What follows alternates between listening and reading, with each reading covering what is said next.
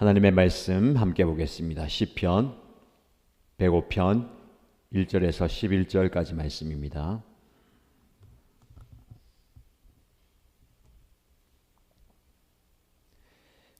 오늘 저와 여러분들이 함께 묵상할 말씀은 시편 105편 1절에서 11절까지입니다. 함께 읽겠습니다. 너희는 주님께 감사하면서 그의 이름을 불러라. 그가 하신 일을 만민에게 알려라. 그에게 노래하면서 그를 찬양하면서 그가 이루신 놀라운 일들을 전하여라. 그의 거룩하신 이름을 찬양하여라. 주님을 찾는 이들은 기뻐하여라. 주님을 찾고 그의 능력을 힘써 사모하고 언제나 그의 얼굴을 찾아 예배하여라. 주님께서 이루신 놀라운 일을 기억하여라. 그 이적을 기억하고 내리신 판단을 생각하여라. 그의 종 이스라엘의 자손아, 그가 택하신 야곱의 자손아, 그가 바로 주 우리의 하나님이시다. 그가 온 세상을 다스리신다. 그는 맺으신 언약을 영원히 기억하신다. 그가 허락하신 약속이 자손 수천대에 이루어지도록 기억하신다. 그것은 곧 아브라함과 맺으신 언약이요 이삭에게 하신 맹세요 야곱에게 세워주신 율례요 이스라엘에게 지켜주실 영원한 언약이다. 내가 이 가나안 땅을 너희에게 줄 것이다. 이것은 너희가 대대로 물려줄 기업이다 하고 말씀하셨다. 아멘. 오늘부터 시편 말씀을 묵상할 텐데 시편 말씀을 통해서 하나님의 위대하심을 찬양하고 우리를 향해 행하시는 놀라운 일들을 말씀을 통해서 경험하기를 축복합니다. 시편 105편 말씀이 오늘부터 며칠 동안 우리가 묵상하게 될 텐데요. 시의 형식이지만 내용은 이스라엘의 역사입니다. 역사를 통해서 하나님이 무엇을 행하셨고 그 역사의 과정 가운데 하나님은 지금 무슨 일을 하시며 앞으로 어떤 일을 하실 것인가를 알려주고 우리가 그 하나님께 대하여 어떤 반응, 어떤 태도로 살아갈 것인가를 말씀합니다. 먼저 1절 말씀에 너희는 주님께 감사하면서 그의 이름을 불러라. 이렇게 시를 시작합니다. 감사.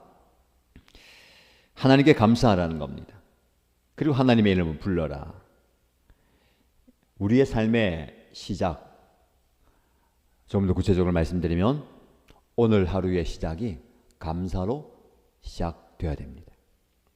우리는 결과적으로 감사할 때가 참 많아요. 지켜보고 일이 어떻게 진행되는가를 보고 감사할 조건과 이유를 헤아려 보고 하나님 이렇게 해 주셔서 되어서 감사합니다. 이 조건적 감사가 많죠. 물론 하나님께서 우리에게 귀한 것들을 베푸시고 또 주신 은혜를 헤아리면서 조건적 감사할 때도 있습니다. 하나님 뒤돌아보니까 제가 받은 게 얼마나 많은지 제가 누린 게 얼마나 많은지 이 모든 것이 하나님의 은혜입니다. 돌아보건대 하나님의 은혜가 아닌 것이 아무것도 없습니다 라는 고백일 수도 있어요. 그러나 잘못된 고백은 무엇입니까? 이것 주시니까 감사합니다. 그럼 만약에 그것이 없으면 감사가 줄어들까요? 감사가 없어질까요? 조심스러운 겁니다. 조건적 감사가 우리의 삶에 가득하면 그 조건이 없어질 때, 주어진 게 없을 때에 혹은 평균보다 더 못한 삶을 살 때에 예를 들면 하나님이 우리에게 무언가를 앗아가실 때, 넉넉하게 주지 않으실 때, 결핍할 때 감사할 수 있을까라는 겁니다. 그래서 우리의 감사는 조건적 감사가 아니라 먼저 감사를 선포하는 선언적 감사가 되어야 됩니다. 그냥 감사하는 거예요. 아침에 눈을 떠서 우리의 입술에서 우리의 마음과 영이 가장 먼저 감사를 표현하는 겁니다. 마지막에 감사가 아니고요. 오늘 하루 돌아보니까 이러이러해서 감사합니다. 물론 그것도 좋은 겁니다. 그러나 선언적 감사는 아침에 눈을 뜨자마자 내가 살아있음에 감사하고 또 하루를 허락하신 하나님께 감사하는 겁니다. 오늘 본문의 말씀에 무엇을 감사할까요? 그가 하신 일을 만민에게 알려라. 하나님이 하신 일. 하나님 우리를 향해서 무엇을 하셨습니까? 우리를 창조하시고 우리에게 가장 좋은 것을 주시고 우리를 구원하시고 이 세상에서 우리를 있게 하시고 인도하시고 살게 하시는 모든 일들 하나님이 하셨습니다. 하나님이 하시고 계십니다. 라는 것을 감사하는 거예요. 오늘 아침에 우리가 눈을 떠서 여기까지 우리가 달려왔습니다. 감사가 얼마나 있었습니까? 지켜보고 살펴보고 헤아려 보고 하는 감사보다는 먼저 감사를 선포하십시오. 감사합니다 하고 삶을 사는 거예요. 감사합니다 하고 오늘을 살아가는 겁니다. 그리고 그 감사가 계속해서 이어지는 게 뭘까요? 찬양입니다. 그에게 노래하면서 그를 찬양하면서 그가 이루신 놀라운 일들을 전하여라. 그래서 감사로 시작해서 찬양으로 마무리되는 삶. 이것이 저와 여러분의 삶이 되면 좋겠습니다. 짧게는 하루를 시작할 때에 감사로 하루를 시작하시고 찬양으로 하루를 마무리하시고, 길게는 우리의 인생 태어났을 때의 울음이 감사의 울음이고 마지막에 숨을 거둘 때에 하나님을 찬양하면서 하나님께 부름을 받는 인생 되면 좋겠습니다. 감사와 찬양하면서 그가 하신 놀라운 일들을 전하여라. 우리에게 주신 첫 번째 사명입니다. 우리는 이 세상에 하나님을 전하고 알게 하는 알릴 사명이 있습니다. 우리가 왜 감사해야 되고 찬양해야 될까요? 하나님이 행하신 놀라운 일들을 선포하고 노래하면서 세상에 하나님의 존재를 알리는 겁니다. 지극히 연약하고 부족한 저와 여러분들이지만 나의 삶을 통해서 역사하시고 지금도 살아계시며 나를 통해서 놀라운 일을 이루시는 하나님을 전하는 사명. 오늘 하루도 여러분의 삶의 자리에서 하나님을 적극적으로 전하시기 바랍니다. 감사의 찬양을 통해서 하나님을 전하는 사명을 감당하는 저와 여러분 되시기를 축복합니다. 이어지는 말씀해 보시면 그의 거룩하신 이름을 찬양하라. 계속 하나님 찬양하라고 얘기하죠. 그리고 이 찬양하는 구체적인 방법을 이렇게 얘기합니다. 주님을 찾는 이들은 기뻐하여라. 주님을 찾고 그의 능력을 힘써 사모하고 언제나 그의 얼굴을 찾아 예배하여라. 우리에게 주신 두 번째 사명은 예배의 사명입니다. 하나님을 높여드리고 하나님께 영광 돌려드리는 예배. 우리는 예배자로 지음을 받았고 예배자로 부름을 받았습니다. 그래서 우리는 평생 하나님을 예배하면서 살아야 됩니다. 사실 아까 처음에 말씀드렸던 하나님을 전하는 것, 감사와 찬양과 노래를 통해서 하나님을 전하는 것이 예배이죠. 근데 조금 더 적극적으로 예배해야 된다라고 말씀합니다. 오늘 말씀 보시면 주님을 찾으라. 그의 능력을 힘써 사모하라. 주님을 찾는 이들 기뻐하라. 그의 얼굴을 찾아 예배하라. 찾으라라는 거예요. 성경의 표현에 보면 하나님께 구하라. 그의 얼굴을 구하라. 그를 찾는 자들을 하나님이 만나 주신다라고 말씀하십니다. 예배의 적극성을 말하는 거예요. 수동적으로 예배 시간이 되니까 습관적으로 와서 예배 자리에 앉아 있는 것이 아니라 여러분의 삶의 자리에서 하나님을 적극적으로 찾아야 됩니다. 찾고 찾는다. 사모한다는 거예요. 힘써 사모하는 거예요. 우리가 이런 열정이 좀 있으면 좋을까요? 여러분 정말 소중한 것을 잃어버렸을 때 어떻습니까? 밤잠을 설치면서 그거 찾아야 돼요. 막 뒤지고 헤집고 찾을 때까지 그렇게 찾잖아요. 이게 찾는 겁니다. 우리 하나님을 찾을 때에 그렇게 찾습니까? 하나님께 구할 때에 하나님을 사모할 때에 이런 마음이 있느냐? 우리에게 필요한 것이 하나님을 예배하고 하나님을 찾는 열정인 것 같습니다. 신앙적 열정이 우리에게 필요한 것 같아요. 삶에도 열정이 좀 필요하잖아요. 그러나 신앙적 열정, 하나님을 찾기 위한 열정, 여러분들이 지켜야 할 예배의 자리, 이걸 찾아야 되고 이것을 간절히 구해야 됩니다. 하나님을 찾는다는 것.